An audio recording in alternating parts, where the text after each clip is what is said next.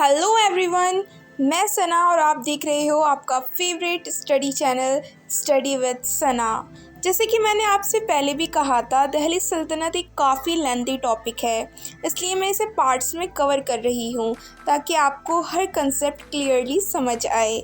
अगर आपने अभी पार्ट 1 नहीं देखा है तो सबसे पहले उसे ज़रूर देख लीजिएगा, क्योंकि उसमें मैंने मुस्लिम तुर्किश अटैकर्स और स्लेव डायनेस्टी को डिटेल में एक्सप्लेन किया है, तभी आपको ये पार्ट प्रॉपर्ली समझ आएगा।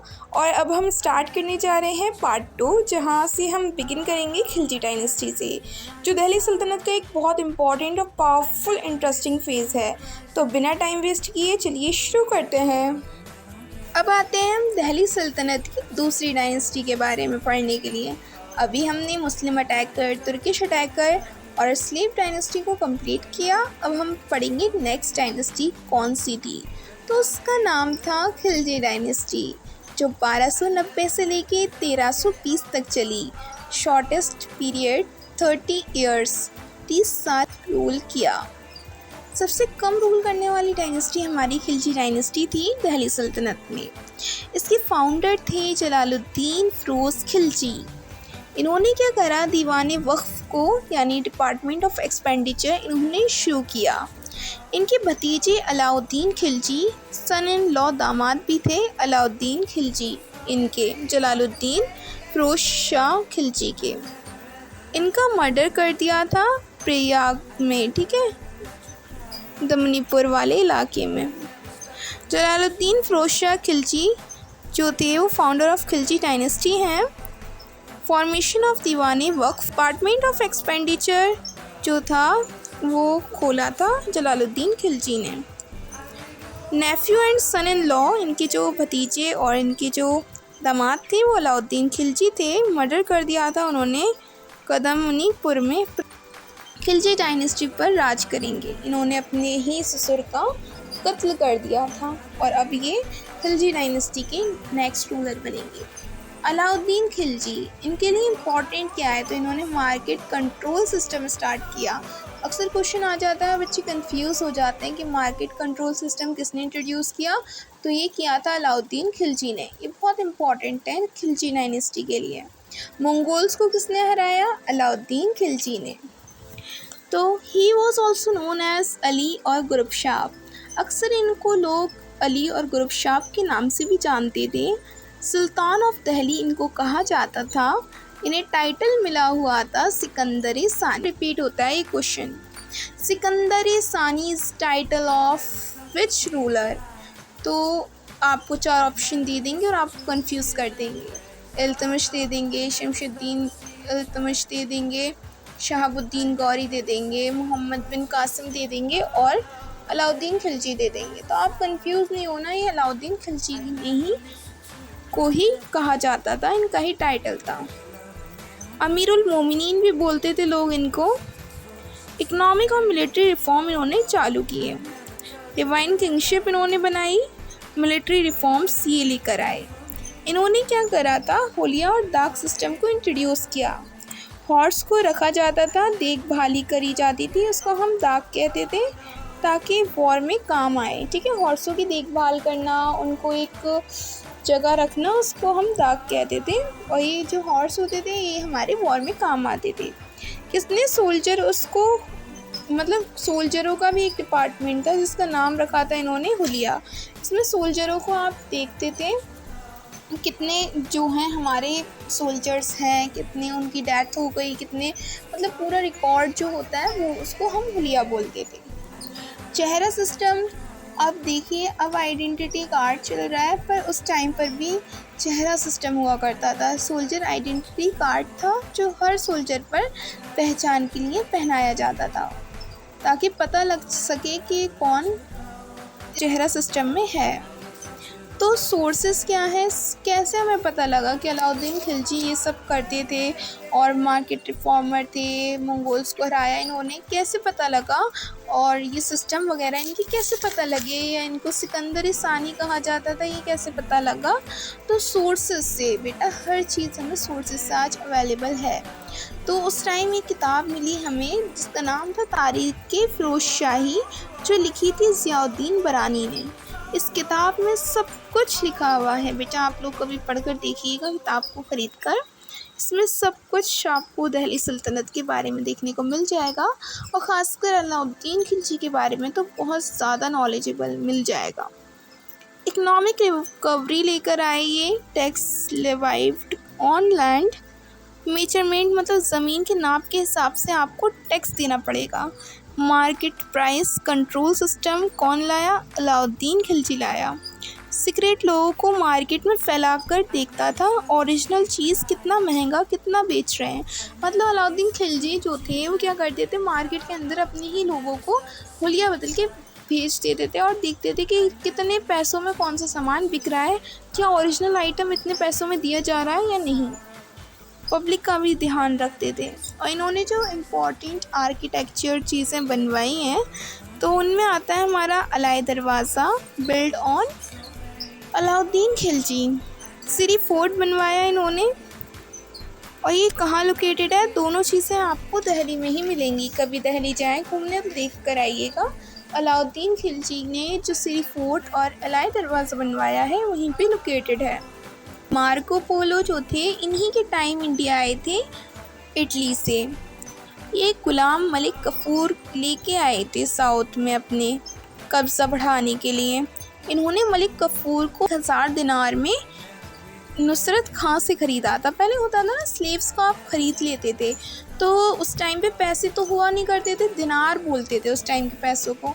तो इन्होंने 1000 दिनार में जो था नुसरत खां से उनके ग़ुलाम मलिक कफूर को ख़रीदा था मार्को पोलो ने। और इन्होंने क्या करा, हम जो है इंडिया जाएंगे इटली से और जो है वहाँ पर अपना कब्ज़ा बढ़ाएंगे, साउथ में अपना कब्ज़ा बढ़ाएंगे। अब देखते हैं क्या होता है। चित्तौड़ में कब्ज़ा बढ़ाने के लिए हराना रतन सिंह को मलिक कफूर ने क्या करा, रतन सिंह को हरा दिया 1303 में। फिर इनकी डेथ हो जाती है 1316 में। Marco Polo visited India in his regional reform. अब आते हैं तुगलक डायनेस्टी पर। तुगलक डायनेस्टी आए, गियासुद्दीन तुगलक का नाम ना आए, वही तो इसके फाउंडर थे। तो हमारी जो तुगलक डायनेस्टी थी उसका टाइम पीरियड था 1320 से लेके 1414 तक। तो इसके फाउंडर जो थे वो थे Ghiyasuddin Tughlaq. Founder of Tughlaq dynasty Ghiyasuddin Tughlaq. Most educated sultan जो रहा है दिल्ली का वो गियासुद्दीन तुगलक ही रहा है। मैक्सिमम इस डायनेस्टी ने जो रूल किया है वो 94 ईयर्स राज करा है इस डायनेस्टी ने। टाइटल क्या था? मलिकुल गाजी। मतलब गियासुद्दीन तुगलक जो थे उनको जो टाइटल मिला हुआ था वो था मलिकुल गाजी। अक्सर क्वेश्चन आपसे पूछ सकते हैं कि मलिकुल गाजी किसका टाइटल था, तो आप लोगों को कंफ्यूज बिल्कुल नहीं होना। ये टाइटल था गियासुद्दीन तुगलक का। जब मंगोल के साथ लड़ाई करी थी उसके बाद गाजी आ गए थे।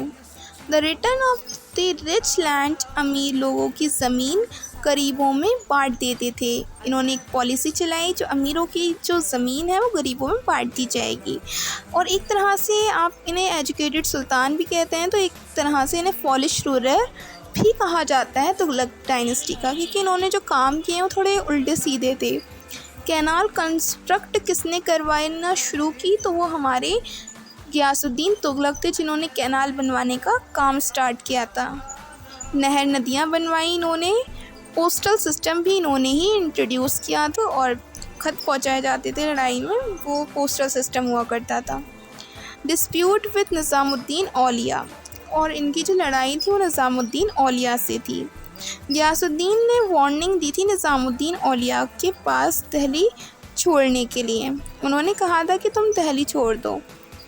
इन्होंने कहा था कि आप दिल्ली छोड़ दो, मैं बंगाल से दिल्ली आऊँगा, तब तक तुम्हें जो है कुछ भी करके दिल्ली को छोड़ना होगा। निज़ामुद्दीन औलिया तो एक सूफ़ी थे, तो इस भाषा में उन्होंने जवाब दिया, हनोज दिल्ली दूर अस्त, अभी दिल्ली दूर है, थोड़ा ठहरो। ऐसा ना हो कि जब तक तुम बंगाल से दिल्ली तक पहुँचो तुम ही ना जिंदा बच सको। चीज़ इनकी चुप जाती है, इसी वजह से इनकी डेथ हो जाती है। Tughlaq was returning to Delhi from Bengal, हनोज दिल्ली दूर अस्त, ठीक है, ऐसे इनकी इंतकाल हो जाता है। इनके बाद आते हैं Mohammad bin Tughlaq. Weird decisions. Capital shift Delhi into Daulatabad. जो हमारे तुगलक थे, मोहम्मद बिन तुगलक, वो क्या करते हैं, दिल्ली की कैपिटल को यहाँ पे शिफ्ट कर देते हैं, दिल्ली का नाम रख देते हैं दौलताबाद। ठीक है। Become ruler after death of father Ghiyasuddin in 1325। जब गयासुद्दीन के फादर की डेथ हो जाती है तो 1325 से ये राजगद्दी संभाल लेते हैं। अदर नेम इनको उलुग खान, जौना खान के नाम से भी जाना जाता है।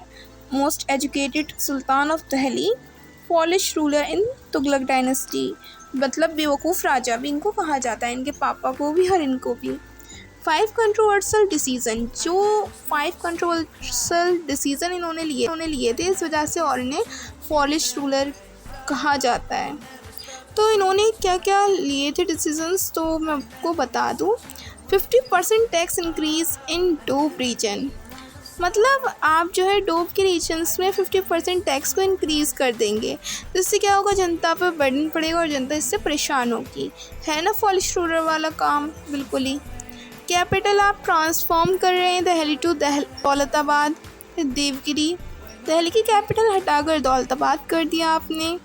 थर्ड आपने क्या कर, नॉमिकल करेंसी सर्कुलेशन, मतलब ब्रॉन्ज और कॉपर के कॉइन्स बनवानी शुरू कर दी, सिक्कों को रोक दिया, मतलब चांदी के सिक्कों को आप रोक रहे हैं और ब्रॉन्ज कॉपर के जो सिक्के हैं उन्हें चला रहे हैं। जो आपके सोल्जर्स हैं, आप उनको हिमालय के रीजन में लड़ने के लिए भेज रहे हो। है ना फॉलिश रूलर वाला। खरोसान एक्सपेंडिशन, सेंट्रल एशिया अपनी पकड़ बनाना चाहते थे कि हम सेंट्रल एशिया पर कब्जा कर लें, पर पावर वहाँ ज़्यादा थी, इस वजह से वहाँ पर कुछ कर नहीं पाए और इनकी डेथ हो जाती है 1351 में थाटा सिंध में। इन्हीं के टाइम पर African Moroccan traveller Ibn Battuta आए थे, इनको काजी बना दिया था और इन्होंने फेमस बुक लिखी थी रहला। जब मोहम्मद बिन तुगलक इस दुनिया से गए तो एक हिस्टोरियन ने, बदौनी राइटर्स थे, उन्होंने कहा था, The people finally got salvation from him and he was from the people. लोगों से ये मुक्त हो गए और लोग इनसे मुक्त हो गए। रूलर जो थे ये, Mohammad bin Tughlaq was a disciple of Sheikh Alauddin, dargah shrine को मानते थे ये अलाउद्दीन के। He was the first ruler of the Delhi Sultanate who went to shrine of Sheikh Muhyiddin Chishti in Ajmer. श्रीन को अच्छा करवाने का काम करते थे। शेख निज़ामुद्दीन औलिया का श्राइन बनवाया, और श्राइन बोलते हैं कब्र को, ठीक है। और रुकनुद्दीन इन मुल्तान। मोहम्मद बिन तुगलक बिल्ड तोम, मतलब मोहम्मद बिन तुगलक ने क्या बनवाया है, तो तोम बनवाई है उन्होंने शेख निज़ामुद्दीन औलिया की। सबसे ज़्यादा सिविल रिवोल्ट हुए थे जब रिबेल्स को दबाने के लिए थाटा वाले इलाके में गए, वहीं टेंट में इनकी मौत हो गई, अनएक्सपेक्टेड मौत हो जाती है इनकी। तो गाइज़ ये था आज का पार्ट 2 ऑफ दिल्ली सल्तनत। अब अगला पार्ट 3 आएगा, जिसमें मैं पूरी कोशिश करूँगी कि दिल्ली सल्तनत का पूरा चैप्टर आपको कंप्लीट करा दूँ।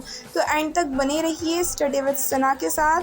अगर वीडियो पसंद आए तो लाइक, शेयर और चैनल को सब्सक्राइब ज़रूर करें, ताकि आपको डेली ऐसी ही हेल्पफुल कंटेंट मिलता रहे। और हाँ, कमेंट सेक्शन में अपना फीडबैक ज़रूर दें।